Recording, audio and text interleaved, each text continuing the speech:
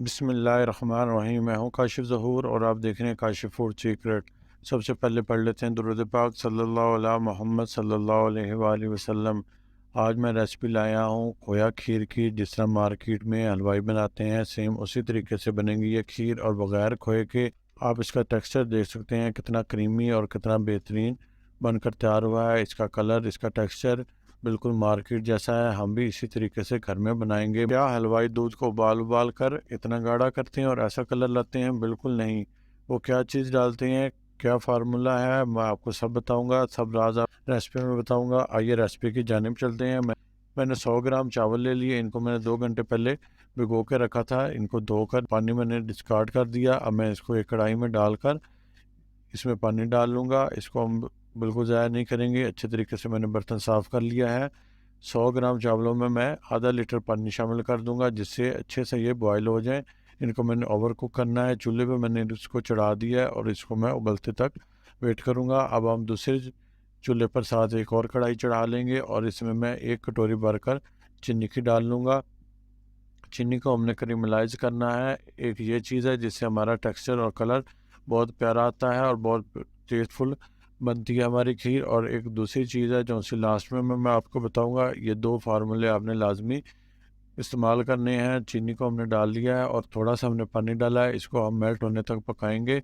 इधर चावलों में भी हमारे बॉयल आ गया है। अब हम इनको ढक के पकाएंगे। इनको हमने ओवर कुक करना है। चीनी भी हमारी मेल्ट हो चुकी है। चीनी को हमने मुसलसल हिलाते हुए ताकि नीचे से ना लगे हमने इसको क्रीमलाइज करना है। इसको हमने डार्क कलर देना है। देखें माशाल्लाह चीनी में हमारा कैसे कलर डार्क हो गया है। अब हम इसमें पानी शामिल करेंगे। थोड़ा थोड़ा करके पानी शामिल करूँगा। चूल्हा मैंने नीचे से बंद कर दिया है, नहीं तो ये पानी ऊपर उछलेगा और हाथ वगैरह जलाएगा। अब हम इसमें थोड़ा थोड़ा पानी करके शामिल कर लेंगे। पानी देखें हमने इसमें शामिल कर दिया है। कितना प्यारा कलर आया है। अब मैंने 1 से 1.5 मिनट इसको पकाकर मैं इसको चूल्हे से उतार दूंगा।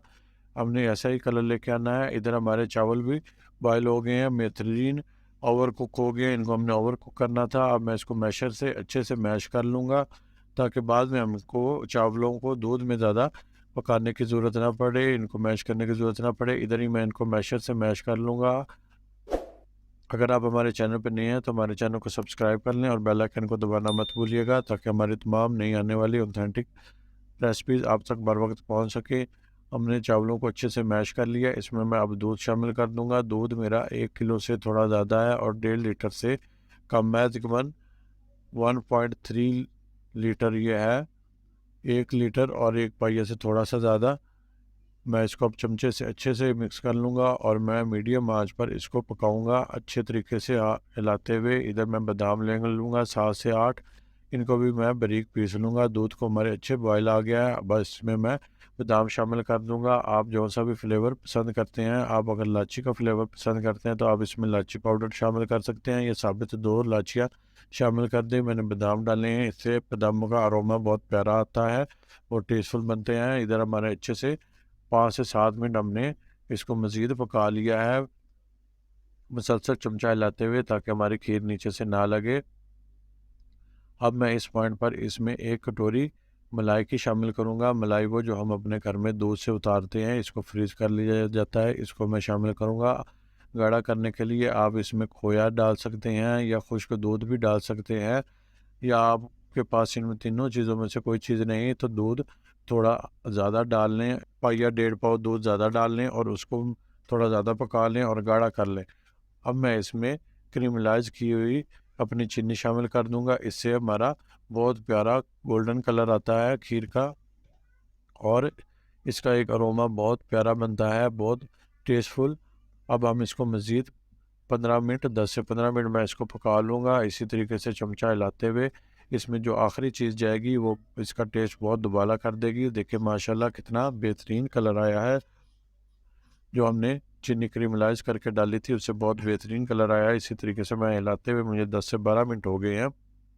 मैं मज़ीद इसको ऐसे पकाऊंगा। अब ये लास्ट चीज़, रस छोटे साइज़ के मैंने 4 रस लिए थे, 2 मैंने पहले मैश कर लिए, 2 आपको मैं मैश करके दिखाता हूँ। इस तरीके से हमने बिल्कुल बारीक इनको मैश कर लेना है। फाइन हमने इसको मैश कर लेना है। इससे बहुत अच्छा टेक्सचर आता है। ये खीर हमारी को गाढ़ा कर देता है। खोए की जगह रस डाले जाते हैं और ये कलर भी बहुत प्यारा आएगा इससे और हमारी खीर गाढ़ी भी हो जाएगी।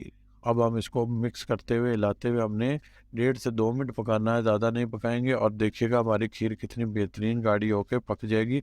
हमने को इसको अच्छे से मिक्स कर लेना है ताकि बीच में कोई भी लम्स ना रहे। माशाल्लाह देखें हमारी खीर कितनी बेहतरीन बनकर तैयार हुई है, कितना गाढ़ापन आ गया और कितनी प्यारा कलर आया है, जैसे खोए से खीर बनी हो।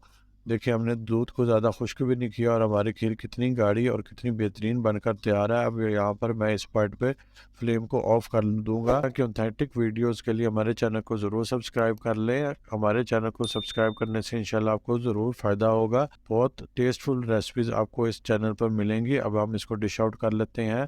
देखिए माशाल्लाह कितनी बेहतरीन बनकर तैयार हुई है। एक बड़ा बाउल मैंने भर लिया है और अभी हमारी खीर बाकी बची हुई है, इसको मैं दूसरे बाउल में निकाल लूँगा। अब मैं इसके ऊपर थोड़े से बादाम जो से मैंने बारीक काट लिए थे, इसके ऊपर मैं थोड़े से गार्निश कर लूँगा। आपके पास जो से भी ड्राई फ्रूट हो आप उसे गार्निश कर लें और आप इसको फ्रिज में रख लें।